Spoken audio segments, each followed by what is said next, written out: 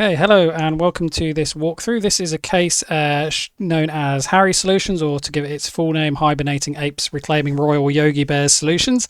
This was part of a kind of informal tournament in kind of mid 2026. This was the fourth and final case. This was a real monster of a case. It was actually, we were given 45 minutes to do it and there were 2,000 points on offer. I think the best score was somewhere around about 1,100. So the top players getting just a little over half. So I got somewhere in the 600s first when I attempted this as part of the live contest. I've taken some time now to go through it, worked out all the levels, and I'm going to do a little solve for you now. Because this was such a large case and I don't want this video to go on for hours, I've actually done a little bit of pre-prep work, so prepared my data tables, put some notes so I don't kind of get off track and don't waste any time. However, I know that I still talk quite slowly during my walkthroughs as I kind of say out loud what I'm doing. So if you are watching this and you did the case and you just want to see how some of the levels were done, if you haven't had the time to go through them all, then do feel free to watch this on 1.5 speed or even double speed. And I'm pretty sure you'll be able to keep up and follow what's going on. I'm not going to take the time to explain the question. I'm going to assume you've seen the case and you kind of had an idea. But if you haven't done the case, then obviously have a look at it. I'm not sure if this will be available on the platform, but who knows. Anyway, I've waffled on enough. Let's get going. I will do a little clock so we can have some kind of attempt to see how long it takes. I think I can do it in under 45 minutes, pretty sure of, although the talking might slow me down a bit, but it's definitely achievable, but not the first time through. Okay, enough chats, let's get going. Okay, so we're going to go through this in order. So let's start on level 1. I'm going to quickly just rename these columns to symbol and icon, and then we're going to select all that, Control Shift F3, name those ranges, and that will help us do level 1. So we're going to say if this is true, then they are sleeping. Otherwise, we're going to XLOOKUP the species in the symbol range, returning the icon range, close that off, and then all I'm going to do is use F9 to turn that into hard-coded Z, and then we'll just fill that down, and that's level 1. Okay, level 2, we're going to go to our data table. So we'll start by filtering the employees table. I've shortened the name of the employees table to just EMPS, just to make this a little bit easier, where department equals C1. Those are the employees. We want to know who's hibernating or not hibernating, so we're going to XLOOKUP the employees and the date in cell B1, and we're going to look that up in the reports table based on the employee ID and the reports table date, and we're going to return the reports table today hibernating or not. And we want to know who's hibernating. Then we're going to, so what we're going to do is we're going to say if this is true, then we're going to take the symbol for hibernating. Otherwise, we're going to XLOOKUP the employee in the employee's employee ID and return the employee's ID species.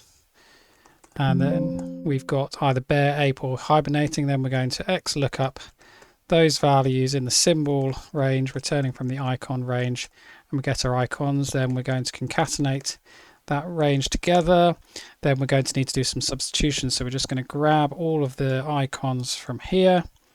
Going to put these down here for a moment, and then we're going to have to substitute. So every time we get a ape and then a bear, we're going to substitute that with an ape, then a sword, then a bear, and then same not underneath here. Every time we get a bear, then an ape, we're going to replace that with a bear, then a sword, then an ape. And so my substitution is going to be substitute the original values, and then we're going to take the old text, replace with the new, close that off, and then the old text and then the new, close that off, and we get our combined values. We'll refer to that, and they're all correct. And just to speed things up later, I'm going to paste those as values because I think I used level 2 later in the case. Then we're going to go to, for one of the bonuses, that is right, for level 3, my note is create the first and last name columns in the employees table. So in the employees table, we're going to have a column for last name, and a column for first name. So for last name, what we're going to do is we're going to take from a text split of the full name. We're going to text split that based on the space, and we're going to take the last column, which will return the last name. And then for first name, we're going to say, I'm going to import our lambdas, because what we're going to do is we're going to say if the count occurrences of space within the name equals 2, that means we've got 2 spaces, which means we've got 3 names. So we actually want the middle name. So we're going to then say text between in the name, the space and a space. Otherwise, we just want the text before the space, because we've only got 2 names, because we've only got 1 space, and that gives us our first name. And for this one, I'm actually also going to set up a data table, which I forgot to do on the first time through.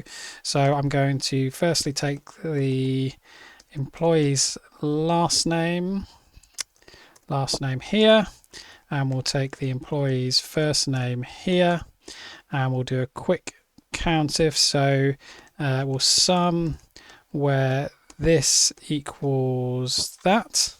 So there's 3 in that, and then we're going to sum where this also equals that. So that's our last name, that's our first name. So what we're going to do, if this equals last name, then we will take this value.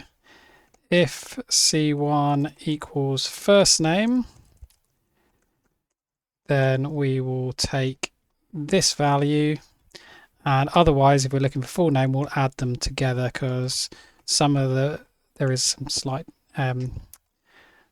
duplication. So that's our reference point, and we'll just check that that's come through on level 3, and we're all good to go. Okay, banana allocation. So got data table here, so we need to work out the preferred quota for each employee, and we're going to do that in the employees table. So we're going to say preferred quota, and what we're going to do is going to say if this equals min, then we take the minimum quota. If that equals max, then we'll take the max quota, otherwise we'll assume it's the exact quota. We'll close that off, and we get our preferred, and then we go to level 4. We're going to filter. We want to filter all those who are on that day are awake. So we're going to filter the reports employee ID, where the reports date equals this, and I now need to do another filter condition, and the reports today hibernates is false, because we want to know those who are awake, which when we count that up, that's 157, which is correct based on the example.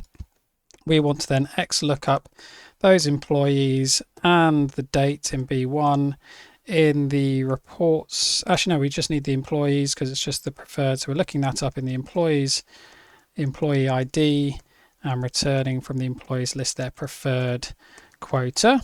And then if we just sum those up, we get 662, which we then take as our answer, and that's all good. Okay, level 5, we're going to copy this table, and we're going to go over to the daily reports and use this information to help us. And we're going to create a column called delivered, which is going to apply the logic from this table. So let's just zoom out a little bit. So if they are hibernating, then they don't deliver anything. If the rage level is greater than 7, then they deliver their preferred amount. So we're then going to XLOOKUP the employee ID in the employees ID table and return the preferred amount. If the delivery status equals missing, then they return none. If the delivery status equals late, then it's their preferred quota divided by 2. So let's grab that preferred quota from here. So we round down the preferred quota divided by 2 to 0 digits. And if, go outside the cell, if the delivery status equals OK, then it's going to be the length of banana reported divided by 2. And that should, if we close that all off, give us our delivered amount. Okay, and so we can go back to level 5, and what we need to do is we need to filter the employees table, employee IDs, where the employees department equals C1. We then want to find out if they're awake on the day, so we're going to X lookup this and the date in B1 in the reports table, employee ID and the reports table date, and we want to return the reports level today hibernates. And because we're saying that's awake, so we just need to say that's not, so the people who are awake are the ones where that will be true. And then we want to find out how much they delivered, so we're going to X lookup again the same with that, and in fact I might be able to copy the formula from here. I don't need the not anymore, and we want to return the delivered amount, and we want to know how many of those are not 0, so filter this where this is greater than 0, but then we actually want to know the minimum of those, so the minimum non-zero is 1, and we want to know how many deliveries were made in total, so we're going to sum where this is true, which gives us 14. And then the last thing is we need to know the department status, so we're going to X lookup C1 in the services table, look up the department and return from the services table the uniform delivery status, which in this case is true.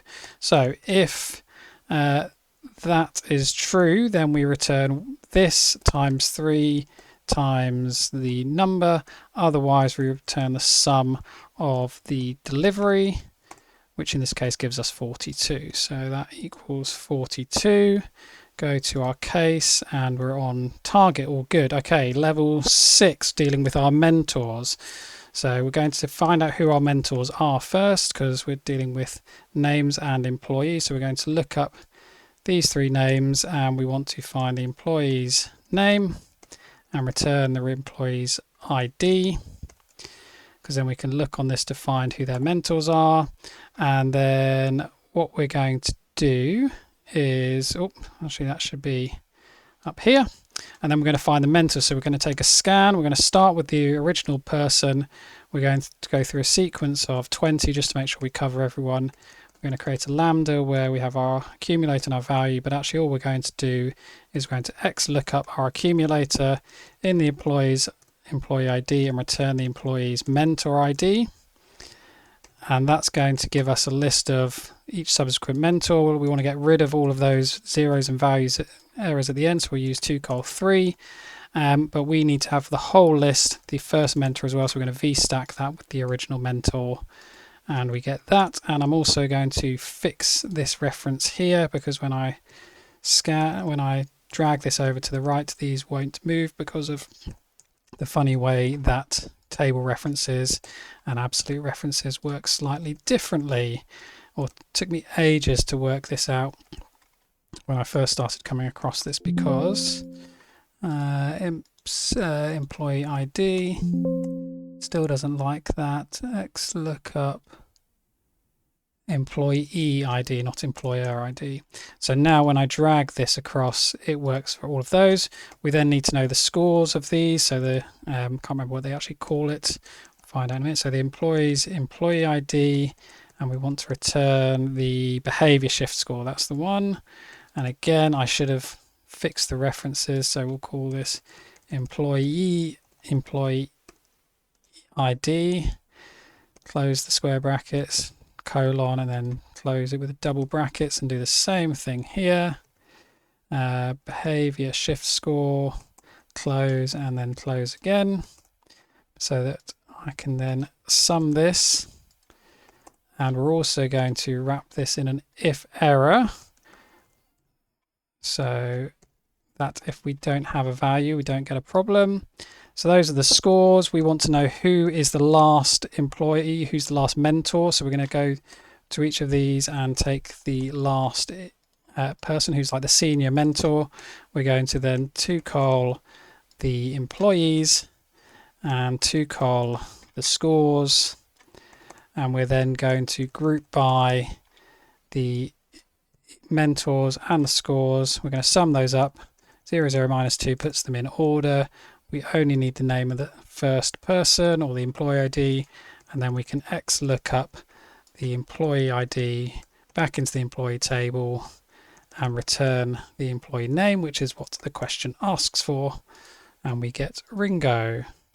And we go back to the case and we're all good. Level 7, which we said was unbearably hard. I do think this is definitely the longest question in the case. So level 7, we want to start by getting the 5 names of employees, but we want to know, we also need to amend the conflict table. So we're going to go to the conflict table. We're going to grab all of employee B, put it into the employee A position, do the same with the employee A's so that now every A-B pairing is doubled up and could be seen both ways around. We want the employee IDs, so let's XLOOKUP the names in the employee name and return the employee ID. This question's annoying because you're constantly switching between these two. We want to know if they're awake, so we're going to XLOOKUP the employee ID and the date in B1. In the reports table, employee ID and reports date, and we want to return the reports today hibernates. We want to know who's actually awake, so we're going to reverse that. So say not, so the people who are awake, true. So we're then going to filter to the, we want the names for looking up in the conflict table where those are true, so those that are awake. Then we're going to XLOOKUP each of these in the conflicts table, searching employee A and returning employee B. And then what we're going to do, and if we don't find anything, let's just return a blank cell. And then we want to know how many of these enemies appear in the awake list. So is number X match. These names appear in here. I have to make sure I get this the right way around, and so we want to say not, because the people where it's true are those whose names don't appear as an enemy. So our final list is going to filter these names where this is true. So that's actually the other way around. That should be include. So those are the 2 people we want to include. They've got no enemies in this group. Let's again get their employee IDs for the next bit, which we can find more easily by just referencing this section rather than looking up the whole table. And then what we need to do is we need to look up these employees and the date in cell B1 in the availability table, employee ID and availability table date, and return from the availability to the availability from. And then what we can do is just copy that for the from and to, and just change this to 2. Let's just change those to time so it's more intuitive to what we see is going on from 10 till 12. Now we know the earliest start time is 7, and then they go in increments of 30 minutes. So let's just start typing out a few, and then I can drag this down till 1 o'clock, which I think is the latest. Paste this transposed. And then we're going to have a little formula. We're going to say, and if this is greater than or equal to that, and this is less than that, that means they're available at that time. Let's minus that to return a number. Let's lock the columns on the times and the rows on the available times. Going to drag that down 5 rows so we get everyone in case there were no exclusions. And something has gone wrong there. Well, that is greater than that, and that is greater than that. So what's going wrong? Because these should be showing as true, so maybe it's something to do with the times I've done. So let's just do that again. 7. Okay, let's go over here where 7:30. Let's try that again because that was looking a bit funny, so I don't know if it was treating it. Let's paste those as values, and then let's copy that and paste here. And that's still not working. So what have I done wrong there? Let's just check that's showing the times we want. So if and that is greater than, that's the other way around, isn't it? I think that should be less than and greater than. That's the problem. It wasn't anything to do with the timing. Yep, there we go. Right, how many do we have in total to look for? We need to count the number of people in this list, which is 2. So we're then going to look up the 2 in this range, which I haven't actually sorted yet, and return this range. And if not, put no meeting. And what this needs to do, this needs to sum. This needs to sum these ranges here, because what we find when we get to 10 o'clock is we have 2, and that's the earliest time. And so our answer is this. And when we go to case, there's going to be 2 that are wrong, which I don't know why, except that when I type in 9:30, which is what's there, it makes them correct. So I think there's a rounding issue, which if I had more time, I would go into look into that. But we're trying to do this quickly. So level 8. Okay, a lot of work to do here. So the first thing we need to do is we need to get some information about the employee that we're using. So I'm going to lock that. We're going to look them up in the employee ID. And for this, we need to return the species. I'm then going to copy this down as the quickest way and then just change what I want from each one. So this one, I want the employee's department. For this one, I want to know their max quota. For this one, I want to know their species multiplier. For this one, I want to know their rage base. Then we want to get all the other employees of this.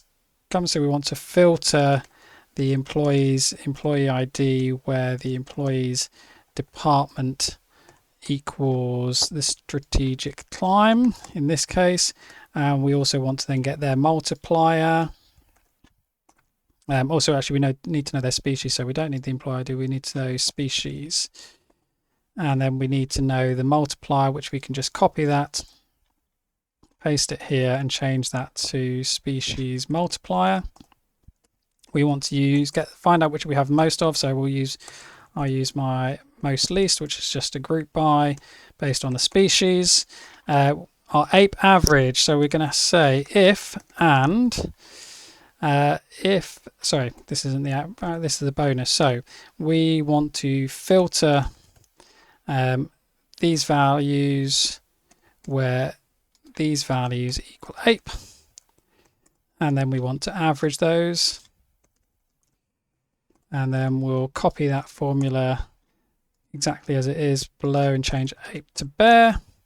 And then the ape bonus is based on this table where it depends on whether the employee and the majority is ape or bear and what the particular combination is. So for ape, we're saying if the employee is an ape and the majority is an ape, then we take the employee multiplier.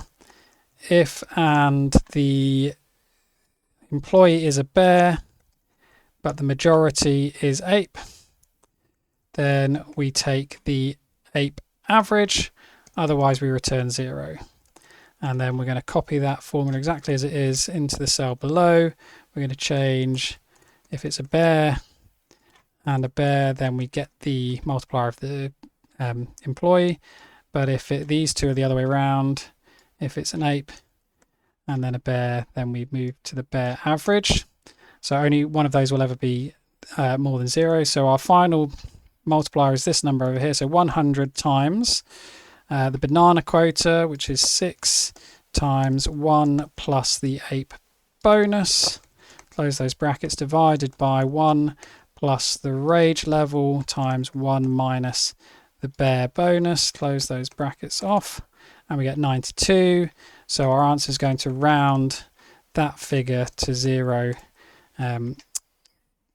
decimal places, and level 8 is all correct. Let's move on to level 9, where we're going to now need to build some work from previous levels. So we're going to make a copy of level 8 just so we don't mess anything up. I'm going to refer to this value here, and I'm going to build a lambda using OA robot. We need to change a couple of things. So in this case, we're not actually taking the max quota.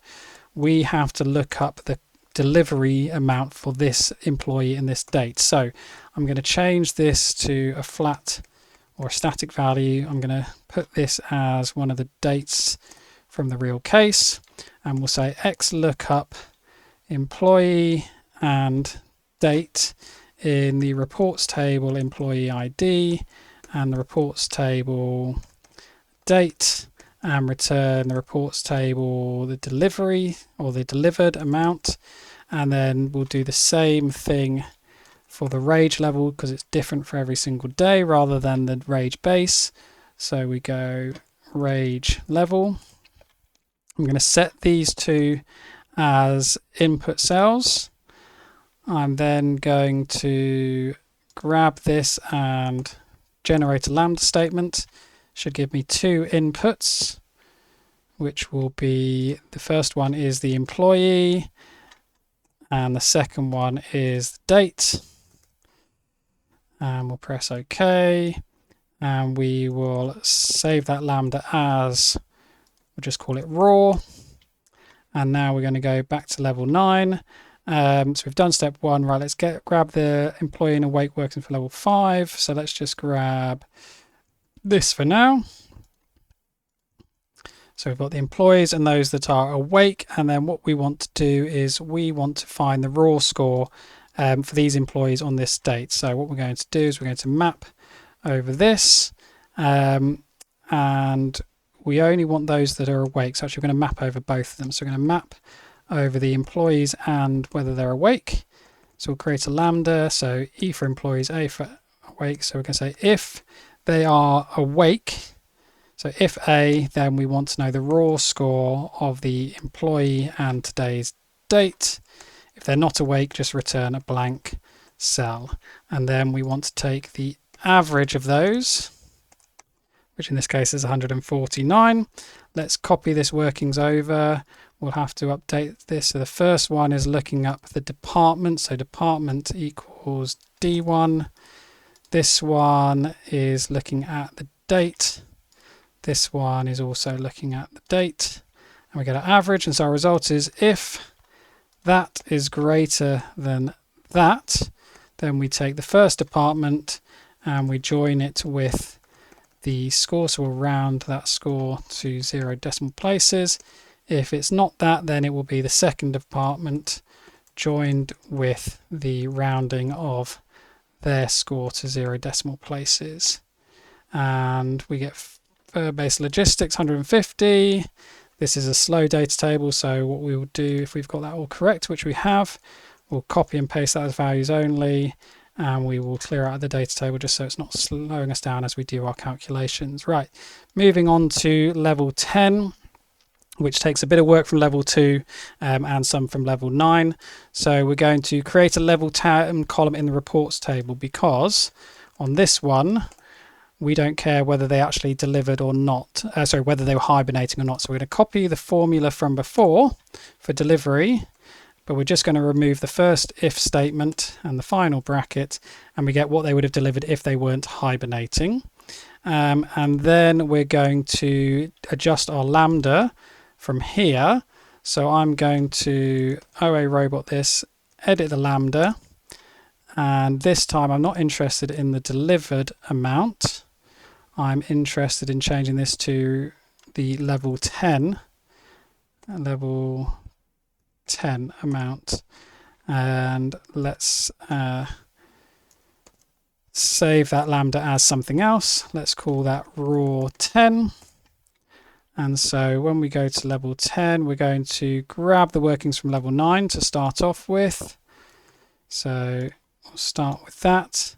But this time we don't need to worry about this, whether they're awake or not, when we want to know the score for everyone. So I'm going to remove that, and we're just going to take the raw score or raw 10 score for every single one, which we get there. We're then going to rank these from best to worst, and we want to know how many of them are awake. So we're going to sum where this is awake. So there's 18 awake, so we now need to know whether we include them or whether they're hibernating. So if their rank is less than or equal to 18, then we are going to XLOOKUP their employee number in the employees table, employee ID, and return the species. If they're not awake, then we're going to return hibernating. And then we're going to convert those to symbols. So XLOOKUP that in symbol and icons. Something's gone wrong there. It's not icons, it's icon. And I've saved myself a step somewhere along the line. Oh, so we need to know the scores. So if this is less than or equal to that, then we want to know this score, otherwise return nothing. And then let's just average that, which will ignore the blanks. And then we need to do the same thing we did in level 2. So we're going to concatenate our symbols. Help if I could spell concat. And then I'm going to grab my workings from level 2. So we need these substitutions. Paste that here. So we're going to substitute from this, this for that, and then this for that.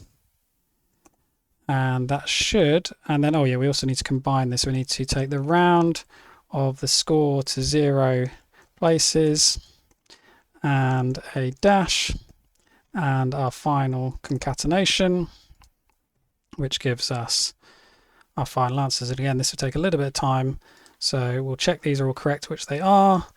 We'll copy and paste those, and then we'll clear out the data table so any future calculations aren't slowed down. How are we doing for time? We're just under half an hour. Okay, we've just got the bonuses to do. Okay, so bonus number 1, what is the maximum difference between species in a single server? So let's make a copy of level 8 and edit the data table. So we've actually already got a copy here, so let's move this out. Let's take a list of this service table departments. It's got all the departments, and then what we want to know is we want to know the absolute difference of this minus that. Let's point that to this 2 here, and then run this data table pointing at the department. And so the maximum is 9 based on tech tribe. So let's put tech tribe there. So there's 9 and it's 9 bears. So let's say there are 9 more bears. So we repeat. We'll grab the bear symbol 9 times. And that's our answer. And then we will do game 98, which I think is in level 5. Is that right? Yep, level 5. What is the absolute difference between what was actually delivered and what would have been delivered in the bananas column? So let's go to level 5, select game 98. So this is what was actually delivered. We want to know the absolute. So let's XLOOKUP the employee. In fact, can I copy a formula from here? Yes, let's copy that, paste it here, and we want to know the reps bananas reported. But they come out in symbols, so then what we need to do is take the length of them and divide it by 2. And then let's just take the absolute difference of this minus that. And let's sum that up, which is 9. And so we want to get 9 bananas. So our banana symbol we've got here. So back to level 5. So equals repeat. I need to copy the symbol first. Oh, lost it. My clipboard. So paste. So it's repeat that times that. So the answer again was 9. So 9 on the previous one, 9 on this one. Don't know if that's coincidence. Okay, we're good. On level 2, if you consider the winner of any duel is always the one on the left, then remove them and make them go to sleep. So this, we're going to go to level 2 and do the work there. So we need to start by reversing this because our substitutions, it says go with the one on the right first. So we need to, because substitute as a formula works left to right, we have to reverse it. So I'm going to take the text characters of my final answer. I need to put a length of 2 because each symbol is worth 2. I'm going to reverse that, and then I'm going to concatenate it. That there, and then we're going to do some more substitutions. So this time, I have to get this right. We're going from, so the winner is the person on the left, but we go from right to left. So in this case, we're going to remove, so when the animal comes first followed by a sword, we basically remove it. So I'm going to concatenate an ape and a sword, and I'm going to concatenate a bear and a sword, and then what I'm going to do is I'm going to substitute twice. I'm going to substitute this. First time we're going to substitute that and replace it with nothing. Second time we'll substitute that and replace it with nothing. And then we want to count the occurrences of bears in here, which on this case gives us 11.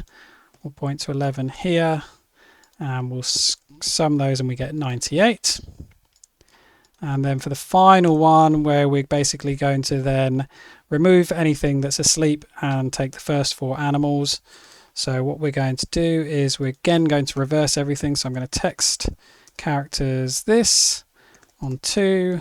I'm then going to reverse it to get it back to its original format. I'm going to then let that be X, and then we're going to filter X wherever X doesn't equal the sleeping symbol. I'm then going to take the first 4 rows of that, and then I'm going to concatenate that into a single string, and I'm going to point that as my answer. And then we see here there's an L, there's an A, there's an N, there's an A, which spells out Lana. And then the last one, how many times does the word banana appear in the whole case? In fact, let me try it now, because I know the answer because I've done this a few times. I suspect it won't be right. So I'm going to use control find. I'm going to pretend I'm going to try and replace every instance of banana with banana and see how many it comes up with. And yeah, it's only 72. So if I quickly open up the original version of the case and I do that same thing, so control find banana in banana, make sure actually it's on a whole workbook, so maybe it would have worked the previous time, replace them all, we get 125. So we go back here, 1, 2, 5, all correct. Just well, that's changed because I changed the data table, but we know that was correct. And just double check there are no incorrect answers. Cool. How did we do? 35 minutes 29. So in theory, you could do that case in under 45 minutes. As I said, though, the real live case, the best scores were somewhere just over 1,000, maybe even as high as 1,200, I'm not sure, but certainly not close to the 2,000 which was available on offer. But I learned a lot doing this case. There's a few things I would like to try and find ways of doing better. For example, that thing I had to do lots of times where I was looking up the employee and the date into this. I don't know whether there would be, I mean, maybe what I could have done there is go into the reports table and create a column which is combines those already, so and then give it a really short name. That might be something I could do. You know, it's almost to the point of it would have been worth creating a lambda where you just input the employee and the date and it outputs whatever column you want. But yeah, really fun case. Can't believe the level of creativity that goes into it. I mean, particularly on that bonus for how you make it so that this is the outcome that it spells out. The sort of reverse engineering you'd have to do to get that is quite impressive. So well done to the team that made this, and well done to anyone who attempted it. And if you found that helpful, great. If you didn't, doesn't matter, because I find it helpful to do this. I learn a lot by going through these cases and really having to think about how to do it. And I'm sure there are some efficiencies out there that other people would have found to make this a bit quicker. But yeah, we've managed to keep it under 40 minutes, which I'm very happy to have done. Thanks for watching.